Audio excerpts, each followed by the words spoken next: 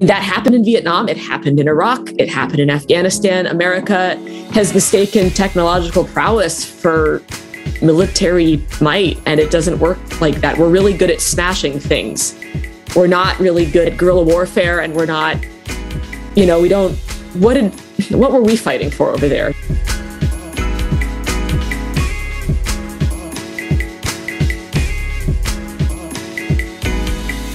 Today is Monday, August 30th. The year is 2021. This is No Easy Answers, and I'm your host, Jules Taylor. Today, like all days, I have no easy answers for you.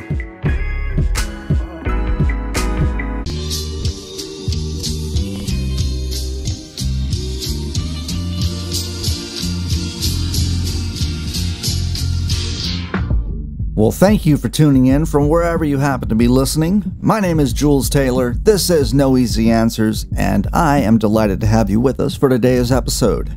No Easy Answers is a podcast about politics, philosophy, and the human condition, and we are 100% listener supported. That means we don't have any sponsors, we don't have any advertisements, and the closest thing you will hear to a commercial is me asking you to visit our Patreon page, where in exchange for a couple of bucks, you can unlock lots of cool bonus content, and you can help keep the lights on and the coffee flowing for all the ongoing research, writing, interviewing, and producing that goes into each and every one of these episodes. No worries, if you can't commit a couple of dollars right now, that's okay. But if you have enjoyed some of the episodes of the podcast you've heard so far, do us a solid and leave us a 5-star review inside of Apple Podcasts. That helps bring new listeners to the show. It tells the algorithms at Apple that listeners like the show, and then those algorithms recommend the podcast to folks who have not heard the show before. We've got at least one more episode in the works with the guys over at Acid Horizon. I think this has been a really fun arch for the show to take, and it's been such a joy for me to get a chance to get to know each of the co-hosts from the Acid Horizon podcast a little bit better. We had the 2 episodes with Craig. One of those we were joined by the anonymous psychoanalyst, The Stranger. We had the episode about Carl Schmitt with Matt, and the episode we just published about thought, disability, and refusal with Will. The last one we have to do is with Adam, and that episode should be released in the next couple of weeks. As always, we will release that episode a little bit early for the folks who support the show by subscribing to our Patreon.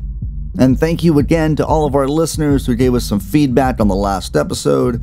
We love getting listener feedback, and so we've set up a number of ways for you to reach out and let us know your thoughts on the show.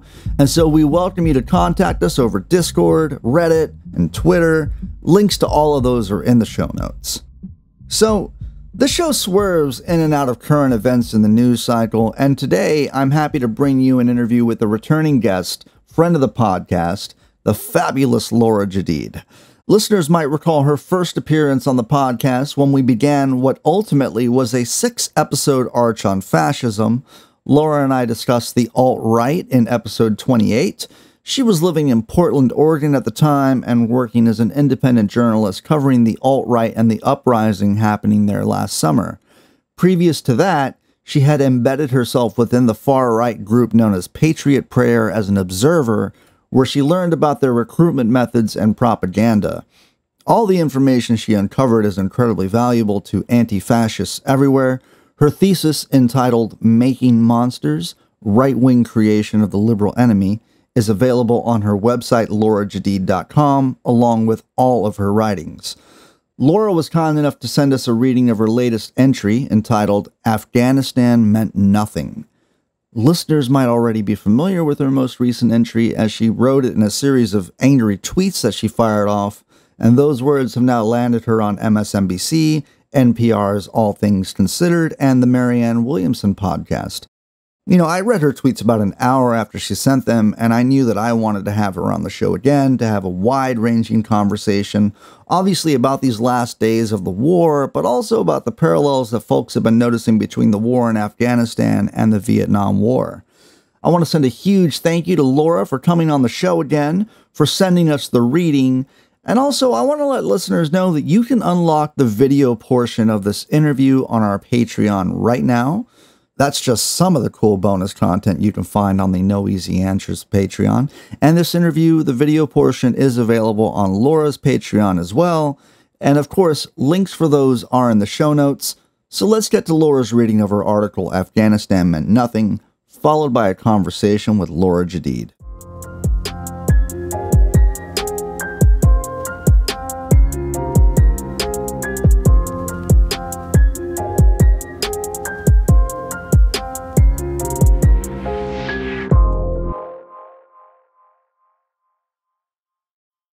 Boy, howdy, am I having a lot of feelings about Afghanistan today.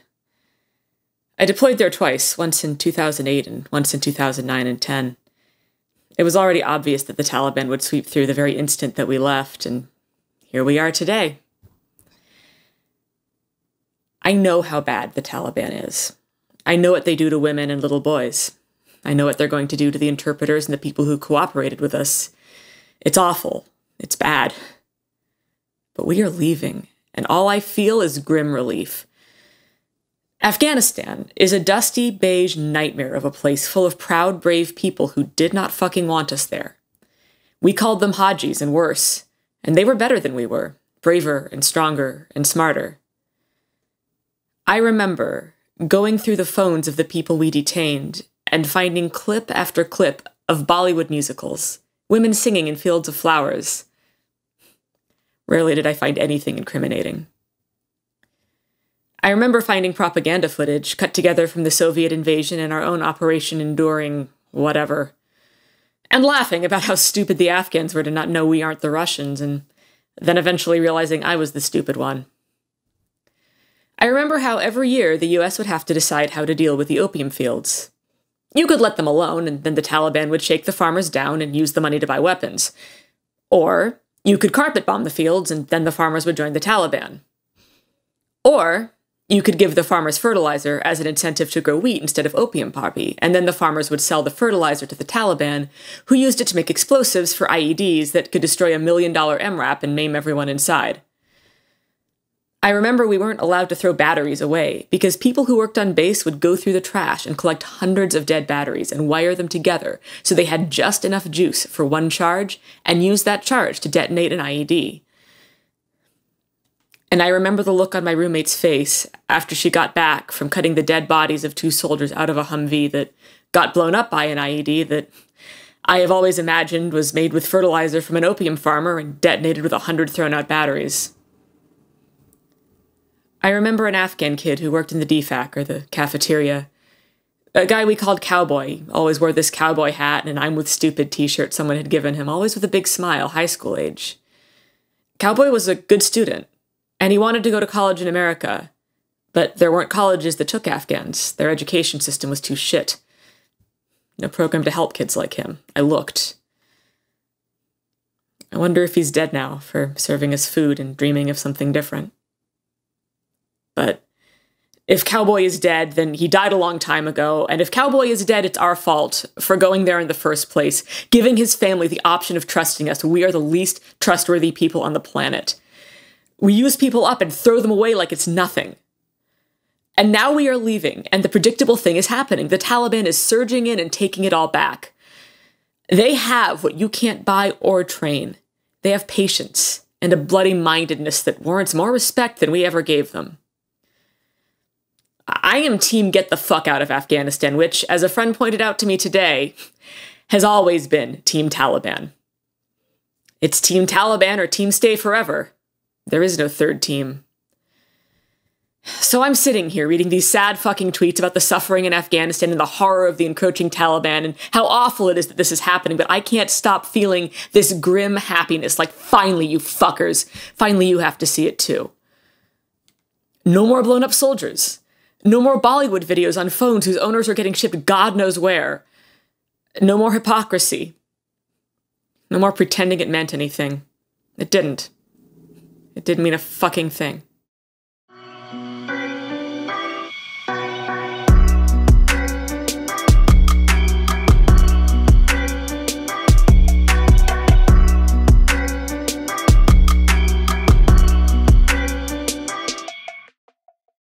So, since the last time we spoke, you've had an article in the Washington Post where you were featured. A couple nights ago, I caught you on The Last Word with Lawrence O'Donnell, and I have to say that I really appreciated how you got like the last word. You got the last kind of jab in there, which was really wonderful. And so I want to ask you, since your article and your online presence is really blowing up, and you're on national television, I want to ask what these last few days have been like for you. Yeah, it's been wild. It's been real weird. I mean, look, I'm having a blast. I'm not going to sit here and pretend that I'm not having a blast when I am. But yeah, it's been weird. I seriously dashed those tweets off in 10 angry minutes, and then this happened, and yeah, it's a little surreal. It's going to die down soon, which is good. I'm tired, but it's been really fun. You will once again be able to scroll to the top of your notifications. Yes. Live the dream someday. Right. What was that? What was the experience like of going on MSNBC? Like, what was that? What were your feelings in the moment when they contacted you and asked you, and going into those moments in the interview? I mean, I again, surreal. I was just like, oh, okay, I guess I could. And I mean, I was nervous. I don't know if anyone could tell how nervous I was, but I was real nervous. But you know, I feel like I'm happy with how I did. I am happy about that last jab. I was sitting there while they were kind of, you know, jacking Biden off and going like, oh, I got some shit to say. All right, like we're gonna work that in. Awesome. Well, I am so happy to see your spot blowing up, to see you know, people taking notice of your writings, and I'm just so happy about all of your success, and it's a real point of pride that, like, you know, that I had you on the podcast when I did, and I was like, oh, you know, one of my guests is a Washington Post article now, and she's on MSNBC, and you know, it just, for me, I was just like, it just makes my heart swell to see you know, people taking notice of you and stuff. Thank you. Yeah. I also, you know, I've been thinking about you a lot lately. You know, I sent you a message and told you about how after our last episode when you were on, the subsequent episodes really, like, I tried to approach that with some things I picked up on in our conversation, and I think I realized something that I wanted to say from the outset of this conversation, and I'm going to try and read a little bit of this, but I don't know if I even worded this correctly. But I think one of the many reasons why I find you, Laura Jedeed, fascinating is that when I reflect on my life, I often feel like my life would have been completely different had I joined the military. And that decision to not join the military represents a sort of fork in the road. And I've often wondered about the person that I would have been had I chosen that path. And when I think of that, like, alternative version of myself, I tend to believe that person would have had some pretty awful politics, maybe even a form of politics that would be completely opposite to mine, to the politics I have now, or at least, at the very least, like, very antagonistic to my decidedly Marxist way of organizing the world. So here you are with your latest article, and I feel like you stand in direct contradiction to this alternative timeline version of myself that exists only in concept inside of my mind. Because I was born in 1983, and that places me in the high school graduating class of 2002. Oh, geez. So, yeah. So in the year 2000, being a junior at the time, I began to seriously consider the question, how will I pay for college? And my family was a military family, and all signs seemed to point me in the direction of joining the military to become eligible for the GI Bill. And an Army recruiter at my high school enrolled me in a program for 17-year-olds, all of which seemed simple enough. I mean, you couldn't join till you were 18, but in the meantime, with permission from your parents, they would put you up in a hotel, give you the ASVAB test, they would let you choose your MOS depending upon your score, and upon signing the papers with them, you would go off to basic training the summer of your junior year, followed by entering immediately into service when you graduate. Now, looking back on it, I can recognize, obviously, this is a predatory and evil practice, but at the time I came very close to signing off on everything, but I just couldn't, for whatever reasons, sign off on that. So when I look back at September 11th, I feel confident that if I had signed off on the Army's accelerated program for 17-year-olds, I most likely would have been sent to Afghanistan in the summer of 2002. So after I read your article with your words still resonating, I began to wonder if this alternative version of myself would have come to understand a characterization of history that would stand in agreement with my actual views. So I think that's really why I find you fascinating, is that like you have found your way to egalitarian politics, just clearly on the left, but you took you took this path that really was not maybe conducive to all those things. So I'm wondering if maybe you could speak a little bit about how you arrived at your politics through this sort of course that I mean, statistically speaking, you should be a right-wing, military supporting, troop supporting sort of conservative at this point.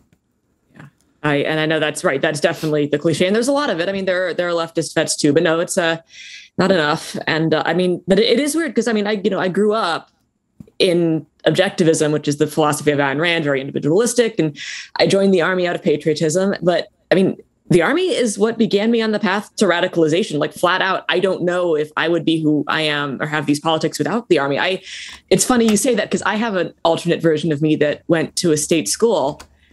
And I feel like that person has significantly worse politics than I do. I don't think that she ever met any of the people she met or saw how bad the war was. I think that she joined a think tank and, God only knows what she's doing. Nothing good. So, I mean, seeing how fucked up Afghanistan was and how badly we were doing was like the first time I realized that I'd been lied to, or at least there'd been a misunderstanding. And, the obvious next question is, well, what else have I been lied to about? And, it took me about 10 years to get here, but that was the start of it, was Afghanistan. Yeah, I mean, so you had this line in your latest article titled Afghanistan Meant Nothing, where you talked about how you would go through their phones and find certain things that were not incriminating, but things about Russia and things about, like, I guess the history in Afghanistan of the United States funding the Mujahideen, of them fighting off the sort of atheist invaders. And I was wondering if maybe you could talk about those moments when you discovered that and how you slowly came around to understanding that, like, there were real gaps in what you had as a characterization of history at that time. Yeah. I mean, it just, on the surface of it, it seemed so absurd. And we all made fun of it. You have to, right? You have to laugh. And one of the ways you can laugh in war is to make fun of the enemy. So we'd find these things and we'd like, look at these guys. Like, here's footage of like some Russian soldiers, like flame throwing a house. And here's us just marching like these idiots, like they're being lied to. They think that we're the flame throwing. No. And then it took a while, like gradually kind of because I did intelligence analysis. So it became a little bit clear to me that like a lot of the people that we were fighting weren't like hardcore Islamist Taliban types or like Al-Qaeda types. They were like kids whose parents had probably fought the Soviets and now they were fighting us. It was just like this slow realization that these weren't radicals. They were just soldiers, And then looking at it from that perspective, going, well, it is actually the same thing. It's a large power coming into a small country and telling people how to live their lives. And I don't know, I respect people that say no to that, even though I think the Taliban is awful and what they're doing is awful. And I wouldn't want to live in that society. And I have a lot of notes, but self-determination matters. Colonialism doesn't work. It's immoral and it doesn't work. Yeah. I mean, you mentioned there's like team stay for fucking never and team get the fuck out. And there is no third team. And, I'm going to bring this up because it was, so I know that you're a Marianne Williamson fan. Yes. And I don't know if you saw that recent tweet where she was like, normally I don't, there are very rare occasions where I support military interventionism, but given the way the Taliban treats women, then she supports this. And I just, oh God, I didn't know that. Oh, okay. Yeah. That sucks. It was really bad, dude. Like I feel like there's like I mean, she's certainly not helping with this, but there is this sort of this demographic of people that believe that due to the way that the Taliban treats women, our intervention is justified. And I just can't help but see this sort of societal currents of like woke feminism doing some sort of gymnastics or acrobatics to ultimately end up in support of imperialism. Yeah, I didn't know she was aboard that train, but I've definitely seen that train, and there have been a few comments on my post about that. I mean, my first statement would be that we should probably stop being friends with Saudi Arabia if we suddenly care about women's rights. That, seems like a good first step that we could do without putting troops in the ground in a foreign country. But that's not, I mean, the larger point is that, you can use something like that to justify imperialism. And it's a weird, dangerous road, because the other way you can veer into apologetics, which I don't, that what the Taliban does with women is inexcusable. But we can't fix that. We'd like to, but we can't. We tried for 20 years, and it would be nice if we lived in the kind of world where you could wave a magic wand and then all women are free, but we don't live in that world. So what if we did what we can do, which is stop being friends with Saudi Arabia? Like, let's start there. Yeah, I definitely had that thought of like, they certainly don't treat women well in Saudi Arabia, and they hack journalists up and stuff like that. But also I had this thought of like, there are some really awful cases coming out of like Fort Hood, and I believe it's Fort Hood in Killeen, Texas. Yeah. And so I feel like on one level, it's like, why is there an expectation of our military to have noble intentions? Like they're, like, why do we expect, we don't send the military in to liberate, women. We send the military in to reinforce our resource extraction or our military industrial complex. We don't certainly send them in to liberate women, but on the other side of that as well, I just think that, with the U.S. military as well, it's just we're not treating our women well enough to, I mean, we apparently like this woman in Killeen, like her body was chopped up and stuff and hidden. And so there's like really horrific things happening that way. And I just had to get your take on that, because and I don't mean to call you out on the Marianne Williams stuff. No. I mean, I'm just really sad to hear that. I've actually been trying to avoid Twitter just because things are a little bit crazy on there. And that's really disappointing. But yeah, I mean, as to I will say, I do think there's a pretty big difference between like the Taliban that like systematically oppresses women and like the military, where there is a culture of, sexism and sexual harassment and violence occasionally towards women. But yeah, it is worth wondering whether maybe we should start in our own backyard on some of this stuff. Because that's something we can actually control. Can you, so I know you said you were trying to stay away from Twitter a little bit, but I can't help but pick up this parallel, because I'm doom scrolling all day. And one thing that I couldn't help but notice was this parallel between how on September 11th, there were people that started with people like jumping out of windows. And then I couldn't help but see a parallel from when people were climbing on the cargo plane. And I was wondering if you picked up on that sort of a parallel as well. I hadn't, but that's haunting. You're not wrong. There's something really ugly symbolically about that. Horrible. I mean, it gets to the waste of it. I think it's like what have we done in 20 years? What's changed? And yeah. So, I mean, I just, this whole thing, I mean, it's from the parallels of like leaving Hanoi, and with those images happening. Yeah. And, I mean, you even spoke about how like, Nixon got his interval. Yeah. But we didn't really get any interval, we got like a couple days. Yeah. And we got, images of like whole rooms just stuffed with rifles. And I mean, apparently they're selling commandeered U.S. military vehicles now on on the internet or something. So it's just really wild what we're seeing coming out of Afghanistan at this point.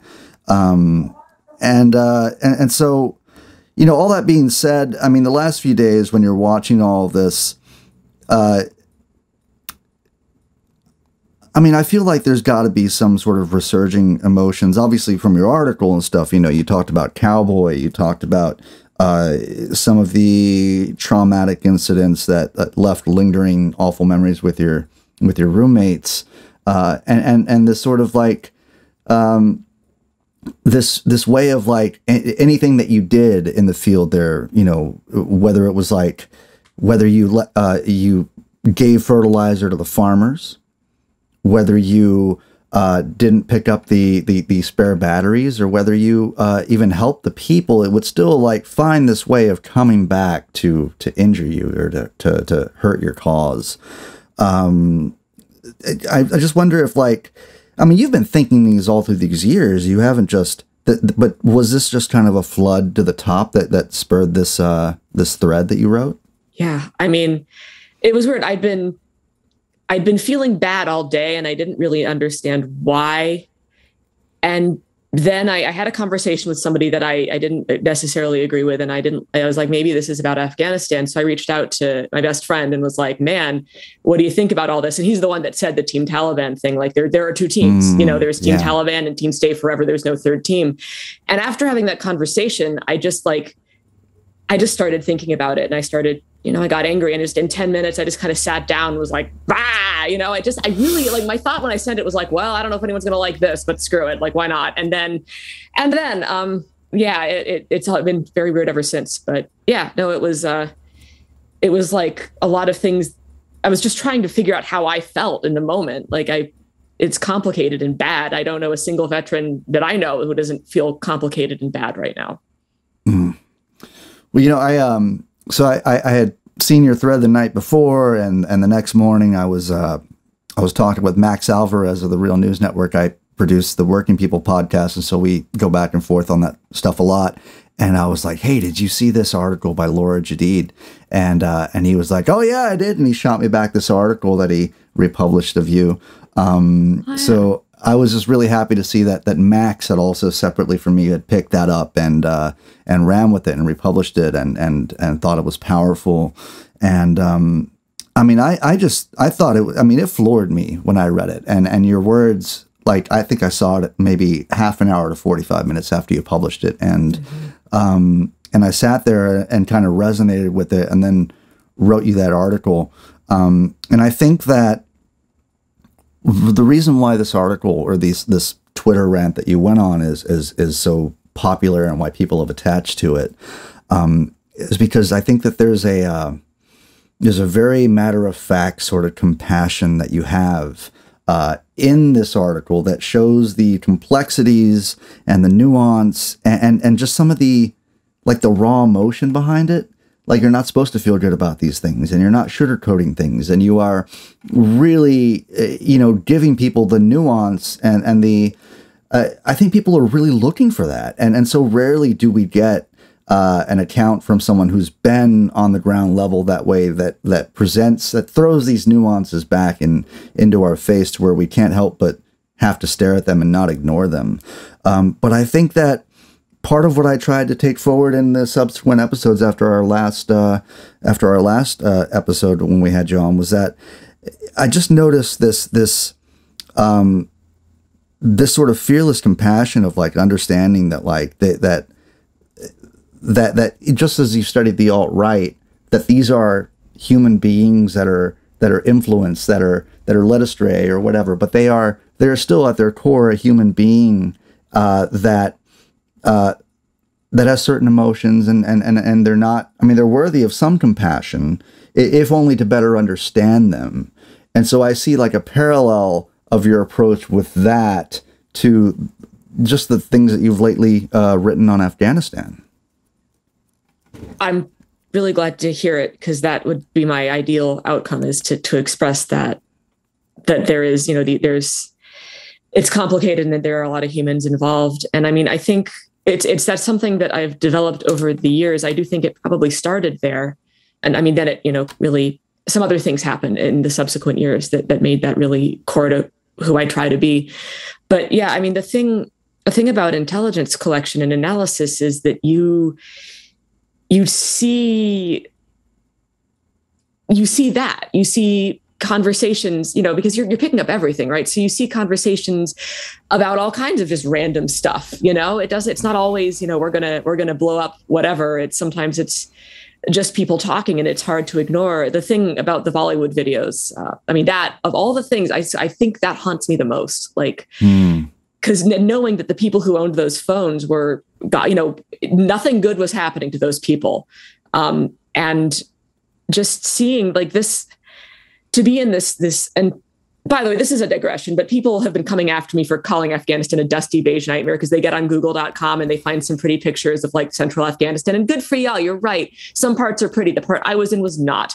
And the part that these soldiers, these Taliban or, Afghani soldiers were in was also not. And these are people who live in this desolate place, and on their phones are these fields of just hyper colorful flowers and women not in niqabs singing, everyone happy and smiling. And it's how can you can't escape the fact that is a human desire for something just something good. How do you, it's real hard to hate someone when you see that. Yeah, and that's, it comes down to I think there's you have to look people in the face. You have to stare at their humanity when you engage them.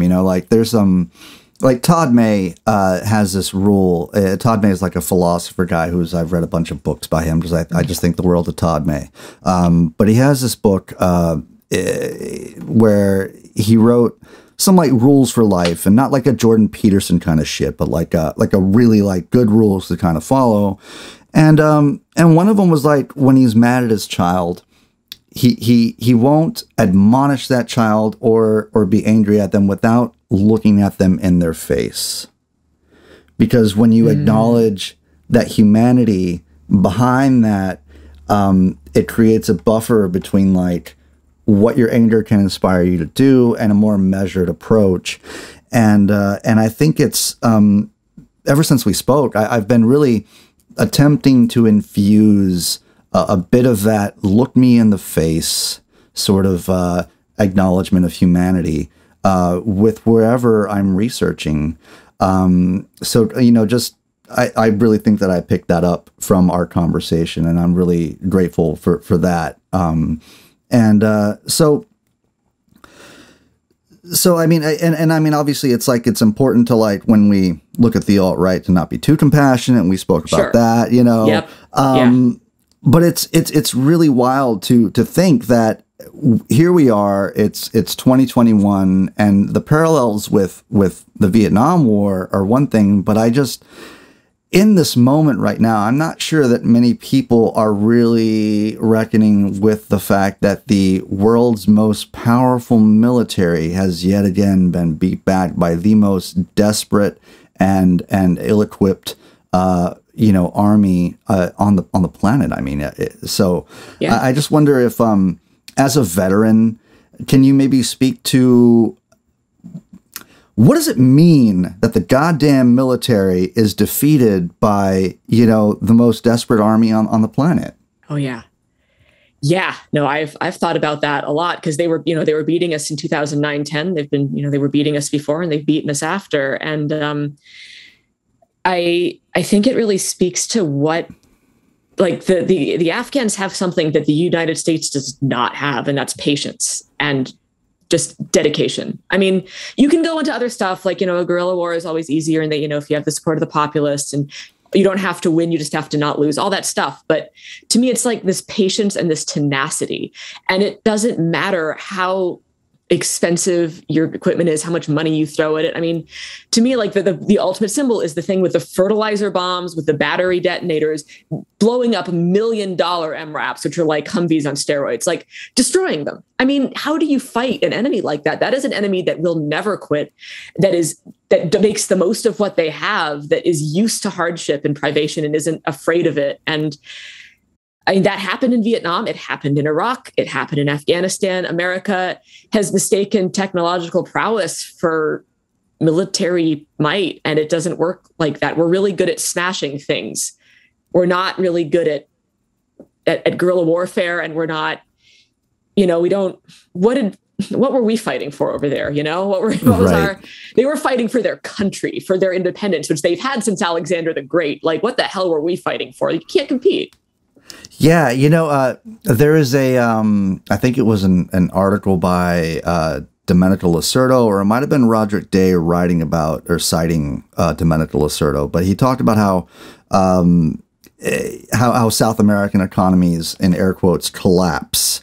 And it's not that they collapse, it's that they are suffocated economically by embargoes and so the point is that how do you suffocate a country that like is already like out of air?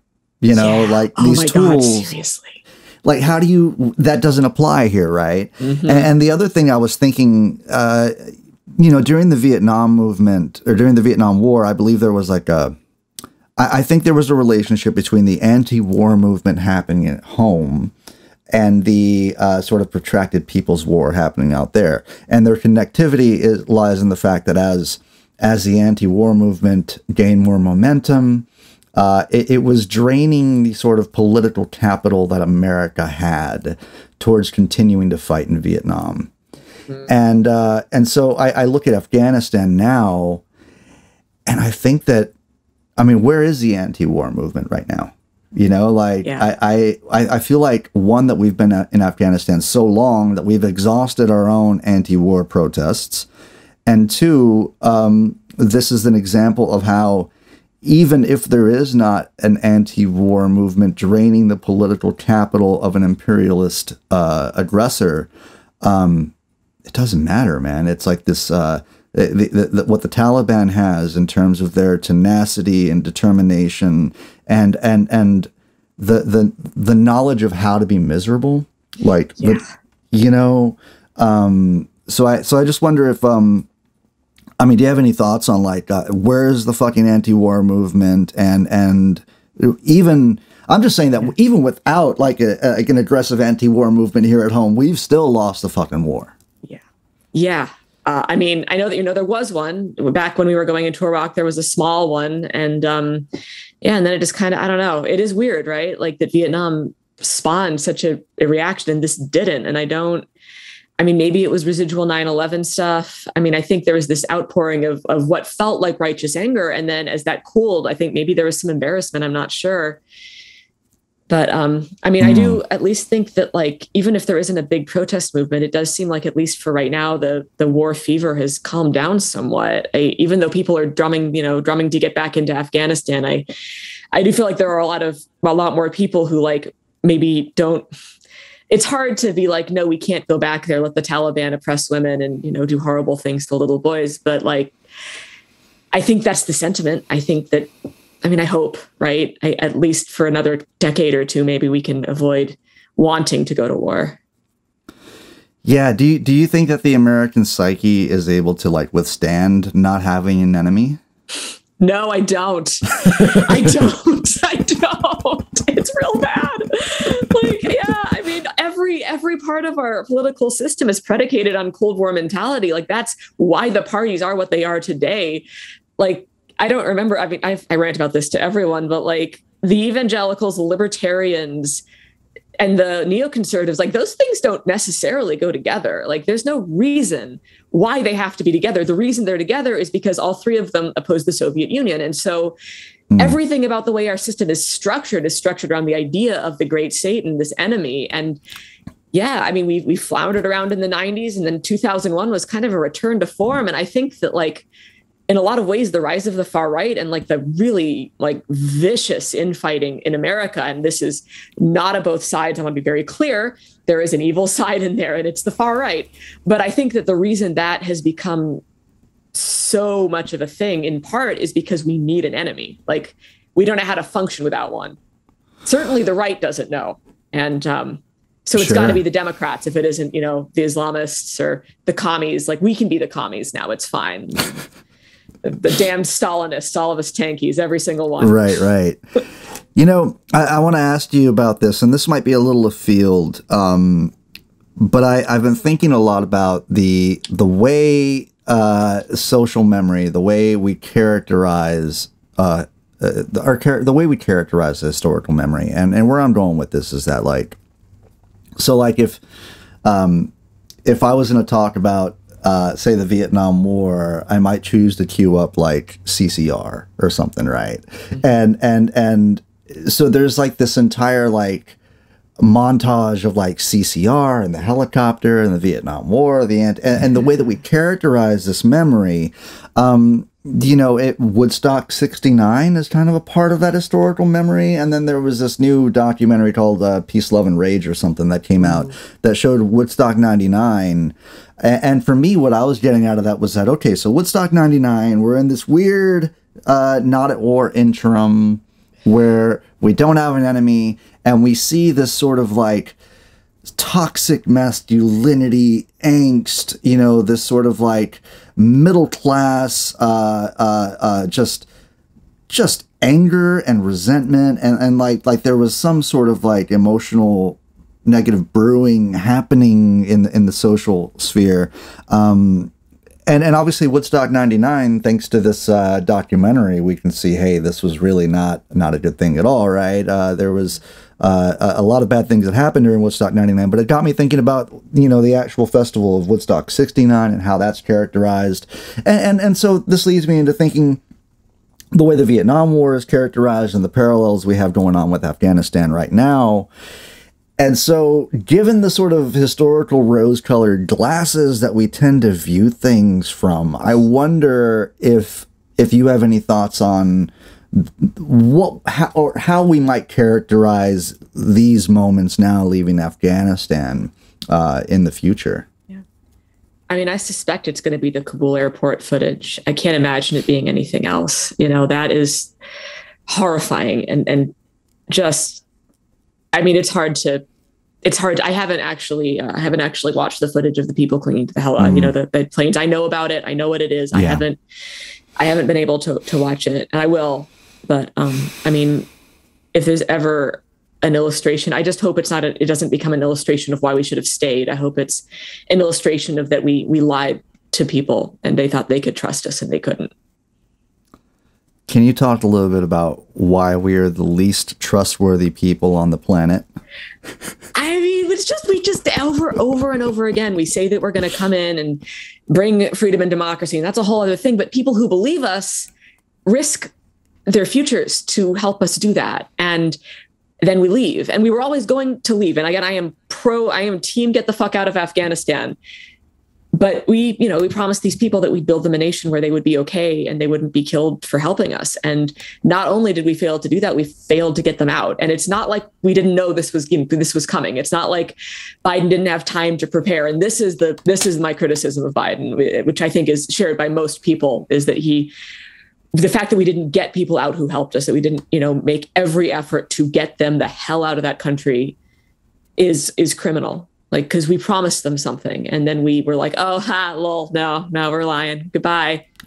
Yeah, one of the most awful, fucking terrible things I've been seeing online are these sort of conservatives being like, "Hey, you think it's bad right now? Wait till they make us start taking in Afghan immigrants or refugees." And oh my god. And to me, there's like this. Like hidden in the subtext there is like this wanting for this to happen so that there's a clear objective like scapegoat in that. Like they're almost like wanting these things to happen in order to. So I agree with you. I mean, we should be taking in refugees from that country. We should be helping them. But there is also this sentiment of like, we can't fight a war that they are unwilling to fight themselves. Mm-hmm. And so I wonder if you, do you get the feeling like we're just kind of Darvo fucking victim blaming in a lot of ways at this point? Oh, yeah, absolutely we are. I mean, I think I said this on the MSNBC thing, but it's like it's not that they're not good fighters. They're very good fighters. They just didn't want to fight for the government we gave them. And not enough people did. And, the Taliban didn't have to fight because not enough people didn't want them to do this. It doesn't mean that you don't help the people who, stuck their necks out to help the United States. You got to do that. But you'll notice we're not airlifting millions of people out. It's thousands. And that matters. Like, yeah, and it is. It's the idea, like, we handed you a country and you left it, you fucked up. Like, no, we came in, we told you what to want. We set up a puppet regime. I mean, my unit did this thing where we were there to train, and this was the 82nd Airborne. The 82nd Airborne knows how to do one thing, and it isn't training. And so we would go out and do the missions for the Afghan National Army and then say they did it. And we like helped a little bit. Like, we didn't give them shit. We gave them what we wanted, and then we said, okay, you got to like it now. No, they don't. They don't have to do it. They don't have to do that. Yeah, I mean, it's wild. I mean, you're right. We came in and we gave them what we wanted. Like, it's okay. You can have any government you want as long as it's the government we chose for you that works with us, And it's kind of, what do you think of this whole, like, I've heard there's remarks of like the Taliban, like Afghanistan will be open for business. That's very interesting to me. Yeah. My friend thinks, and I think he's right, that this is a play to try to get into the Chinese sphere of influence. Like the Chinese, they do their own atrocities, and you're allowed to do atrocities in the Chinese sphere of influence. But you got to be a little subtle about it. And I don't think Afghanistan wants to be hanging out in the breeze like it was. I think that this is it's a PR stunt. I mean, and then you see things like them, firing live rounds into crowds of protesters and, killing and maiming people, which, I won't go into the United States' approach to protest here, but, I think we can all agree that that's pretty brutal. And, we'll see if they live up to it. But I do think that this is an attempt to get in with China, and also that overall, that's probably better than what they were doing, because even if you're just pretending to be decent, you do have to be a little bit more decent if you want to pretend. So I hope that happens. Yeah, it seems like, I would expect the sort of Belt and Road Initiative thing that China is doing to ultimately, that's going to span the entire continent, and Afghanistan being a sort of a passageway for the traditional roads of power in that region. I definitely think that's on their radar. But I also think that, Chinese imperialism is not the same. I don't think there's a thing like Chinese imperialism isn't a thing. They certainly help out Africa, but they're not doing so in an American sort of stylistic way. So I definitely think that, like, over the next few years or so, we should see some, like, infusion of Chinese money into their economy. But Afghanistan, I get this feeling that Afghanistan is kind of like South Korea and North Korea. Like, it's just in a region of land that's unfortunate. Like, it's going to be invaded. Yeah. Historically speaking, like, there's nothing you can do. You're going to have aggressors on all sides of you. You have different resources and things that are scarce in other parts of the region. And so, like, it just seems like it's in one of these regions that, Britain, they had 3 wars there, and they're like one of the only countries that have waged war in Afghanistan and not collapsed afterwards, Yeah. So I wonder, what do you think is like, so going back to this whole, like, okay, so we're not in the war anymore. We're getting out of there. And the American psyche has to have an enemy. Do you think China's like the big enemy at this point, or that we're like pivoting towards China? No, I definitely think we are. Certainly the Republicans have hard pivoted already. The mythos that, especially in the center and far right, I hate to say that that's the center right now, but the Overton window do be shifting. The idea is that communist China is in league with the Democrats to destroy America, but that does make communist China the outside enemy. And then, you had Biden. Biden's given speeches about how China has to be curtailed and stopped. And, I don't know. I'm not team, I don't think China's got the answers or anything. I don't particularly care for what they're doing in Xinjiang. And I don't, they're not exactly, beacons of nobility, but, it sure does look like that's going to be our next focus. Yeah. And so there's a lot of obviously, like, people think that, that's going to be our focus, but I also think that, like, how do you proxy war against, because you certainly can't confront them. So, like, how do you proxy war, Oh, that would be interesting, won't it? Yeah, because they're not really invading places. They're not doing the thing. They're just going in and helping people financially. Yeah, how do you? It'll be real interesting to see. and I wonder because when this show did some episodes on the stuff going on in with the Uyghurs in Xinjiang. Thank you. Sorry, too much reading. Not enough Xinjiang, whatever it is. Yeah, Xinjiang. Yeah. So when we did those episodes, I pulled an interview with Zbigniew Brzezinski, and it was an interview where he was talking about how we were selling weapons to the Vietnamese.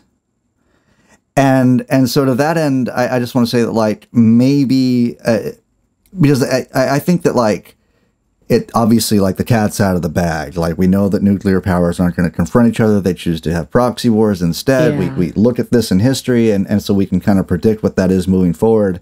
And so I wonder if, like, maybe selling of arms or other things similar to that would be a way of waging these sort of proxy wars in a way that isn't an actual secondary confrontation or something. Oh man, I could totally see that. That makes a lot of sense to me.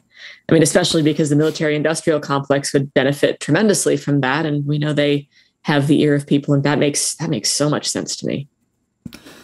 Could I ask you, like, after you came out of the military, because, and ironically, you did intelligence, which is like exactly what I wanted to do and what I told them I wanted to, so damn, yeah, I know, right? Yeah. But can I ask you if, like, were you approached by any sort of, like, military industrial complex? Like, did Raytheon, like, say, hey, send us your interview or something like that? Not Raytheon. I did get some offers for independent contractor work. I had a program. I had a machine that basically uplinks to the secret and top secret internet that the military uses, called the Trojan, which led to a lot of fun jokes on base. But I was pretty good at it, actually. I fixed a pretty major problem in the T-Light thing. They recognized my efforts, and they were like, "Look, come work for us." And I thought about it. And for sure, I had a lot of friends who went into contracting work. It was easy to get in those days. You just sent in your resume and they would hire you. And I mean, I thought about it because there's, oh my God, is there money in it? And, ultimately I decided I wanted to just not be anywhere near the military, and I wanted to try to make my own way.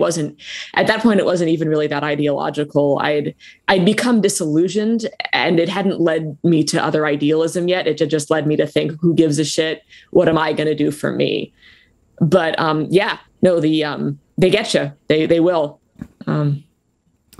Yeah. Wow. Yeah. I mean, I imagine. I mean, like, I worked in sales for a bit, and I was working for, like, a broadcast supply house, and they had given me certain accounts, which are like Northrop Grumman, people like Level 3 Communications, and things like that. And it makes me wonder, even back then, I mean, I don't know that my political consciousness was at the level to understand who I was selling to. I mean, I knew they were defense contractors, but I didn't know that.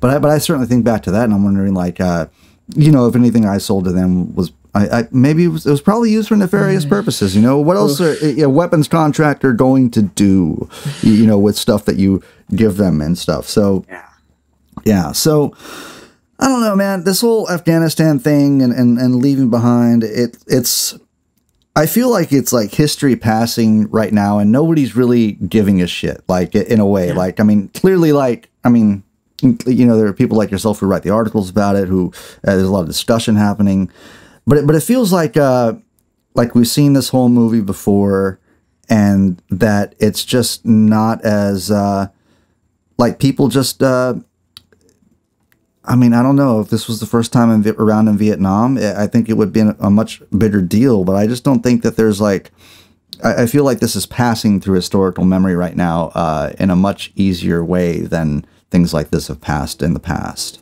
Yeah, no, I agree. And it's distressing to see that. It's like we've already, like you said, we've already seen this movie. We saw it in Vietnam, and now it's a memory of the possible, and it's very embarrassing, and it's, hard to look at, because it's, God, one of the most infuriating things I've seen on the internet recently. It was the tweet from the person who was part of the Institute for the Study of War. She tweeted this thing about self-care and about how she told her fellow, oh yeah.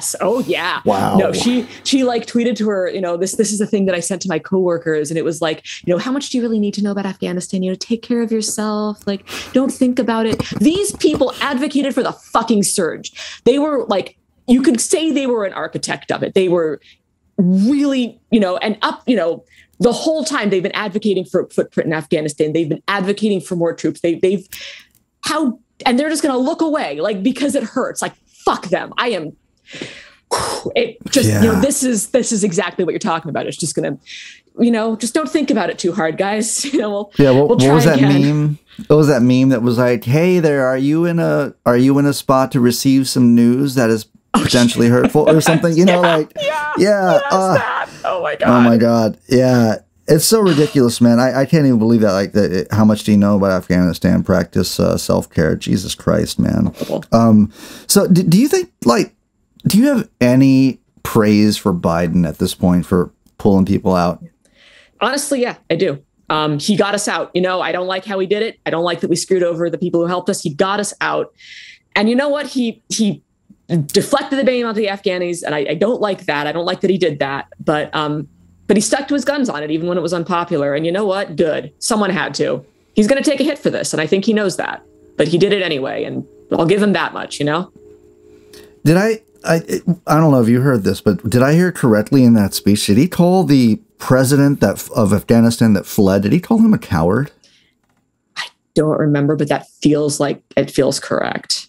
Oh, my God. It was certainly implied, if not outright stated. Jesus Christ, man. Yeah. No, really, really gross.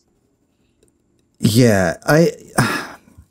So, I mean, in a way, I kind of feel like Biden deserves some praise, but I also think that, like, the dude was vice president for 8 years as well. And so he, as much, I mean, maybe it can cancel out any praise that we would offer him at this point. That's like, you kind of maintain this. I read somewhere that when Obama first took office, he invited some historians in to speak with him about Afghanistan and like how some of these things will be characterized later on. And one of them told Obama that he needs to get out of Afghanistan. It's going to end up being another Vietnam. And Barack just didn't invite the guy back to any subsequent meetings. Ugh, goddamn. Yeah, that sounds about right.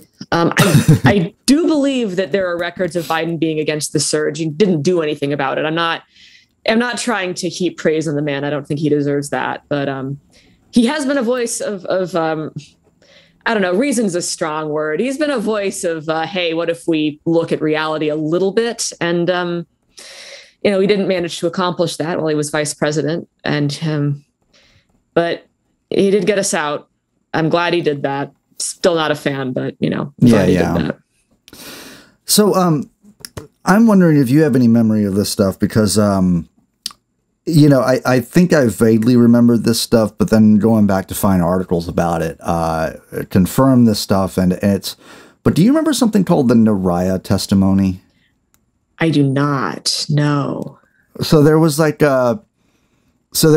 when we wanted to invade Iraq and oust Saddam Hussein, we started making shit up. And there was a young girl who addressed the United Nations. Her name was Nayirah, and she had testified that babies were being pulled from incubators in Iraq. And it turned out that was the Kuwaiti ambassador's daughter who had been asked to deliver this stuff, right? Do you remember anything about a human shredder? I don't. That was oh my God. That was something that was circulating in media about Saddam Hussein having a human shredder, basically. Oh my God. I remember a lot of the, they torture people for fun stuff. I didn't remember the human shredder. That's really quite something. Yeah. So and these were all things that are in old Washington Post articles and stuff. And this stuff was brought to my attention, and I've been sort of obsessed with thinking about the characterization of the historical memory and how things are characterized, but equally important, what things are kind of forgotten, what things fade out. And I think everyone obviously remembers the weapons of mass destruction's claim, and we never found that. And then we just kind of pretended like like, yeah, we're still searching for them. We'll find them. They're there. Yeah, and then we just kind of stopped talking about it. And then, and then one day the collective, you know, social sphere was like, hey, whatever happened to those weapons, you know? And, and gradually that kind of came to light. But, you know, I just feel like part of the reason why I wanted to talk to you as well is that given all the stuff happening now, I think it's really important that we fucking remember these moments and what happened. Because I don't think, I mean, if we have learned anything to this point, it's that we will choose to invade somebody else and we will make shit up at that point, and we will move forward with that. And it's not until, you know, society or the American public says enough is enough that we'll actually stop doing these things. So yeah, it's important to remember that stuff, but it's also like, I don't know if we can really, you know, you said something in the last interview, which was really like, it stuck with me and it's lingered. It's that, you know, in terms of when 9/11 happened, yeah, there was a lot of panic, but you said that there was like, you remember there being kind of like a feeling of relief. Oh, like, oh, thank God we have an enemy now again. Yeah. I mean, it was like you were saying earlier, we need one. We're structured around one. And suddenly it wasn't like the ennui of the 90s anymore. And now maybe we're back to the ennui of, well, not the 90s. I mean, that's the good news is we have an enemy. It's the other party. And we can just step into that frame, especially, like I said, you know, the right with their ideas about China, the Democratic Party, you know, it's okay. It's okay. We don't have to do the 90s again, guys. We got this. It's going to be okay. Right. Yeah, we don't need a repeat of like Fred Durst and Limp Bizkit. Oh, God, you know, for real, though. There are some benefits. It's okay. Holy shit. Oh my yeah, God. I mean, I don't know, man. I'm looking at the news and I'm seeing what's going on. And I'm just so grateful that you wrote that because it brought to the surface. You know, I think the American public needs to understand the depth of like betrayal that we've done to people who have formerly assisted us in the region. I think that we need to understand that we didn't accomplish a single fucking noble thing while we were there, you know, like, I mean, that's 20 years that we were there though. I mean, this is now the longest American war in history. We've now, I mean, I don't know. When you were a kid, did your parents like somehow explain to you that the Vietnam War that we lost, and did that stick out in your mind? Because I remember learning about that as a kid, being like, "Wait a second, we lost a war," you know? Oh, definitely, yeah. No, I mean it was a weird concept, and now I wonder if that will change. Honestly, I wonder if that would, well, that's a double-edged sword, but the idea of America in Americans' minds as a country that loses war is going to be a very interesting place, because that is not the country we've lived in for the history of America. Yeah, it doesn't reconcile well with American exceptionalism or like America being number one and all that stuff. Well, and I think just saying that, I was about to say that maybe it'll be good, but it also reminds me a little bit of Weimar Germany, where, you know, the German conception of self was pretty rocked by World War I. And, you know, the kind of injury that did to their, Wow. Yeah, I hadn't thought about that. Oh my God. I'd love to be wrong. Yeah. That seems, Yeah, we get like this 10-minute reprieve whenever an empire loses a war before they go full fascist. I've been thinking about the whole Weimar Germany thing. I had Professor Ronald Biener on the show, and he wrote a book called Dangerous Minds, and we discussed all of these characters like the Alexander Dugins and the Richard Spencers and the, you know, Arctos Publishing, and his whole thing was like talking about like Heidegger and Nietzsche. Are they too dangerous to read? And we need to recommence a more serious engagement with these writers to take them at face value from the text of what they actually are, because they are held in high esteem by the political right.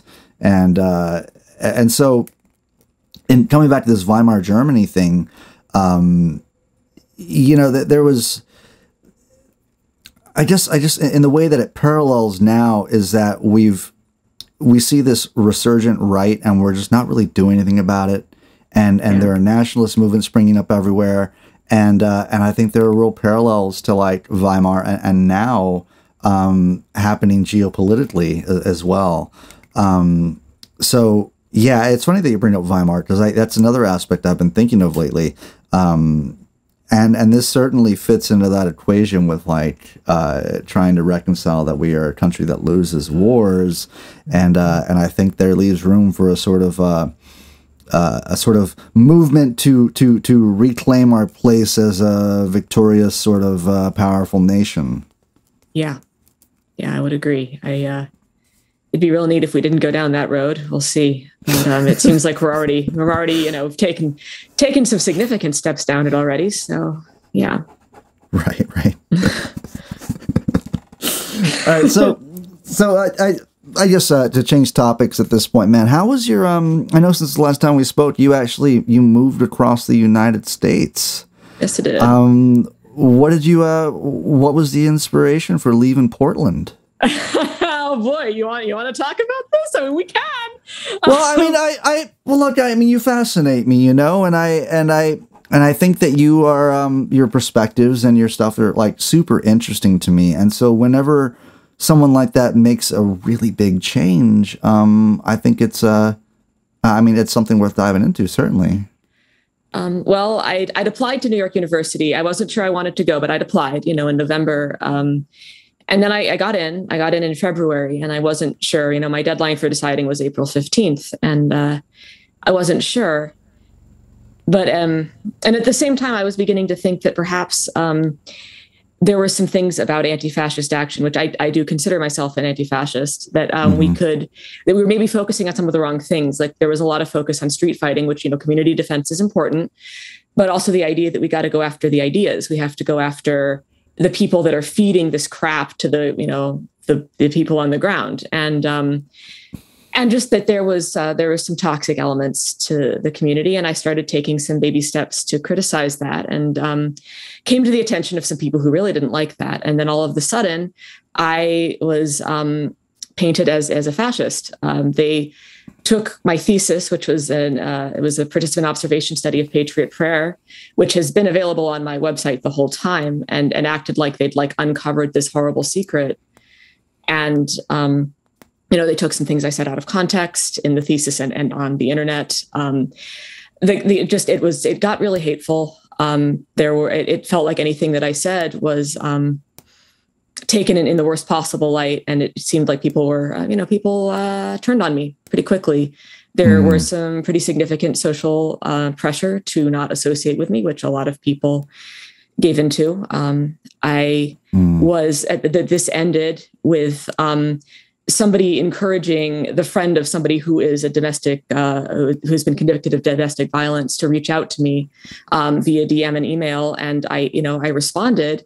And then when I figured out who this person was, I said, "Hey, can you want to explain that?" And the guy was like, "I'll tell you over coffee." And that was the point where I cut off contact completely. I'm like, this seems bad. Well, it turns out the whole thing was a fishing expedition. Next thing I know, everyone on the internet is saying that I was, meeting for coffee with this guy, and I was this abuse apologist. And that is around the time that I got physically removed from a May Day event by leftists who decided that I was no longer allowed to be part of the community. And at that point, there was nothing left to do but leave. I decided earlier to go to New York after the fast jacketing. That was when I decided it was time to make a change. But I'd been intending to leave right around now. Actually, I had been intending to go month to month on my lease and stay for the summer and leave now. But when the May Day thing happened, I woke up the next day and started packing, and within 2 weeks I was gone. So, that's terrible. I want to say that. I've found, so when someone does the work that you do, and they infiltrate and they observe and they uncover and they publish a paper about it, there is so much useful information that the left absorbs at that point. It increases the efficacy of our tactics. It increases our knowledge of our enemies, and it's really valuable and needed information. And so, but all that comes at a cost. And I think that it comes as a personal cost, obviously, to someone who goes in and does that work, that walks that sort of ethnographical gray line. Yeah. And so I think so much of you just because you did that work. And when I interviewed Benjamin Teitelbaum, he is another guy that he sat in the same room with Alexander Dugin. He interviewed Steve Bannon for hours. He met with what's that guy's name? Del Carvalho, the South American Brazilian guy. Oh wow. Yeah. So he was meeting with people like Jason Giorgiani, and so he wrote this book about all this stuff that served to sort of illustrate and really educate people on what the fuck is traditionalism? Why do these share a common space with the far right? And why is this important? How did this get into geopolitics? But Benjamin is also he's not. I mean, when I had Ronald Biener on the show, he had some choice, scorched earth shit to say about Benjamin Teitelbaum. He was like, do you need to embellish these people? Do you need to befriend them? Do you need to become chummy with them in order to do this work? And, I think if you ask Benjamin Teitelbaum that question, he would say yes, because, Benjamin, like yourself, comes back to this space of if you're going to admonish your kids, do it to their face, right? And stare at their face. And so the work that Benjamin does, much like the work that you do, is very much about being in the same room in person with these subjects and deliberately going past these boundaries that other people would not dare cross. And so I'm sure that's come at quite a significant cost to you, as it has for Benjamin. And so I just, to have I'm thankful for the opportunity to be able to say thank you for the work that you do with that and for enduring the sort of cost of that work. Oh, thank you. That means a lot, especially because this is, this is probably my favorite podcast I've ever been on. So it's just, I don't know. I feel like the conversation is really good.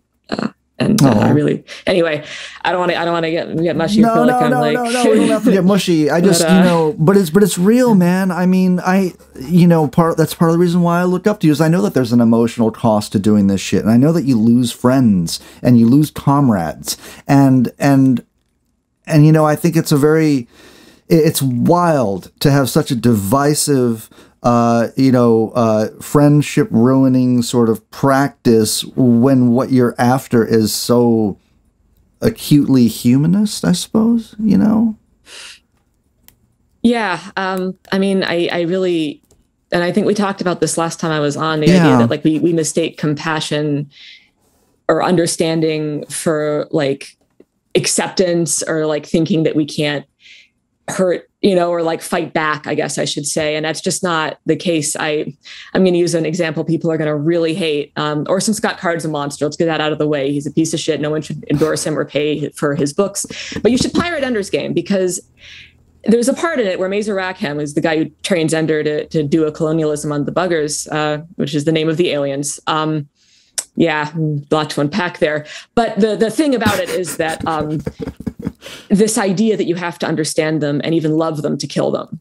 And that really, that was my favorite book when I was a teenager. And that has always stuck with me. This idea that if you really want to defeat something, you have to get in there. You have to really understand what it is. And I stand by that. And I understand that it's uncomfortable. I get it. I have some real bones to pick with my high school English teacher because my freshman year, fucking Ender's Game was on the list of required reading, but also Ayn Rand's Anthem was as well. Yeah, right, right. So I mean, she's friends with me on Facebook, and I've considered just being hey, listen, we need to talk about your reading list, woman. Excuse me, what the fuck? Yeah, yeah, and I didn't understand at the time. I'm cool, science fiction. This is great. Right. Yeah. Yeah. Yeah. So yeah, I mean, the idea that you have to love something in order to kill it, like you have to come to this understanding.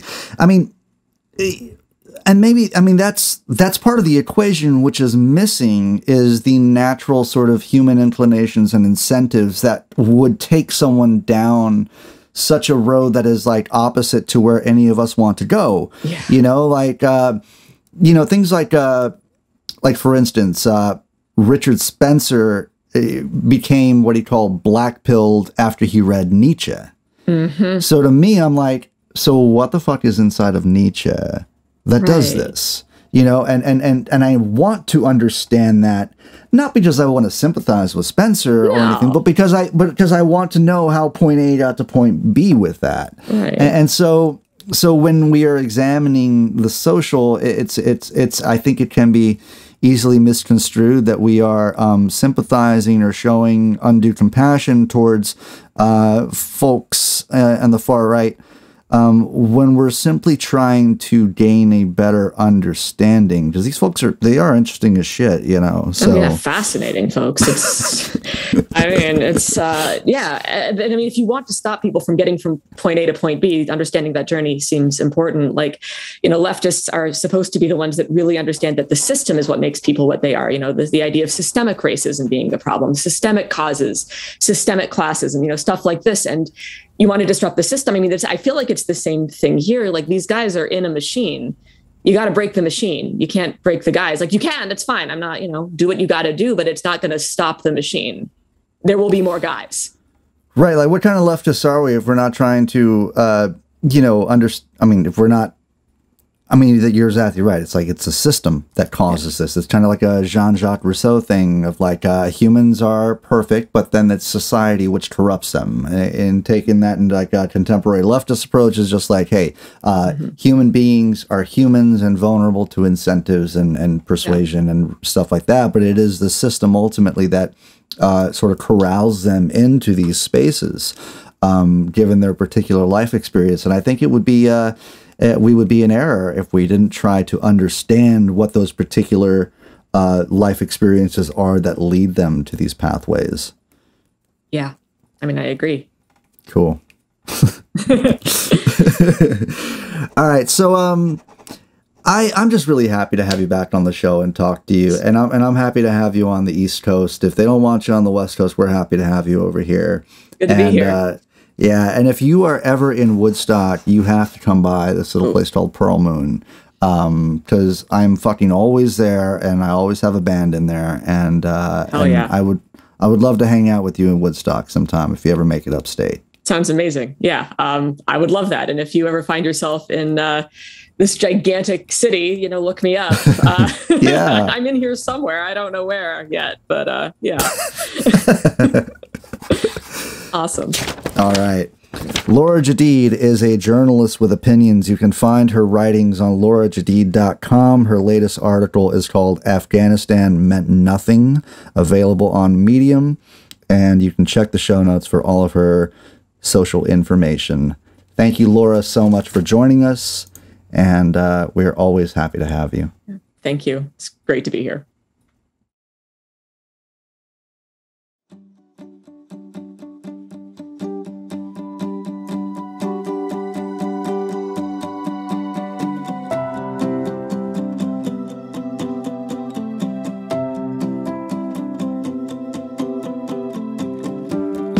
Out, all I do is say so. You're wrong, thinking you're right. I fought you for days.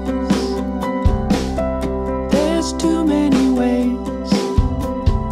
I'm fed up, all I do is wonder to myself, am I all alone, hanging on your string?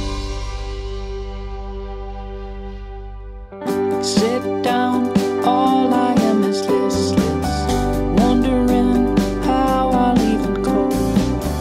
I fought you for days.